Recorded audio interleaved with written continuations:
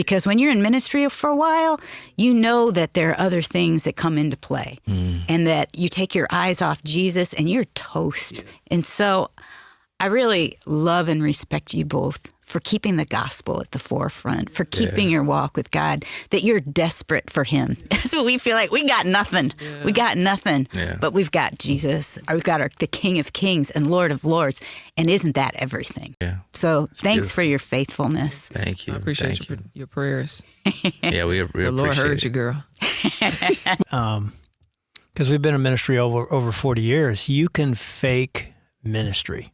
Yes. You can get good at walking on a stage. I'm not saying this about you. You can do it. And the walk with God can be, you sort of lost your first love, but you can still perform.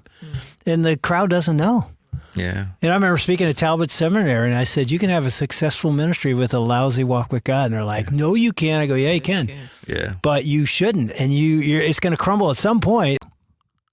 Like, anybody can get on the stage and preach something down. But if when you get off that stage, you're constantly, like, patterns of disrespect, patterns of dishonor, patterns of low integrity, that actually reveals where you actually are. Yeah. And so I think God in his kindness has given us each other to low-key continue to put us on our faces. Yes. That's how I feel. Yeah. It feels like this is the hardest thing I have to do. And so it must be the most sanctifying thing that I have to do. But if I lean into that, then everything else will actually reap the benefits. One of the qualifications of an elder is he has to be a manager of the home. And I think God in his wisdom made it that way. And, I give my 9-year-old permission to be honest with me. And she came to me and she said, Dad, you haven't been keeping your word.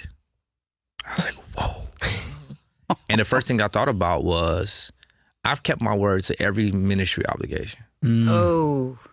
That's one of the first things I thought about. Yeah, yeah. I'm there for every podcast interview. I'm there for every ministry, opportunity. I'm on time, but I'm the night parent. And so I tell them stories and we talk about the Bible at night. And I come home and a couple times I just went to sleep without doing. And she said, you haven't been keeping your promise. And it just hit me in my gut. And I was just like, wow. And that's just God just reminded me, no, this home needs to be tight before you go out and give the gospel to others.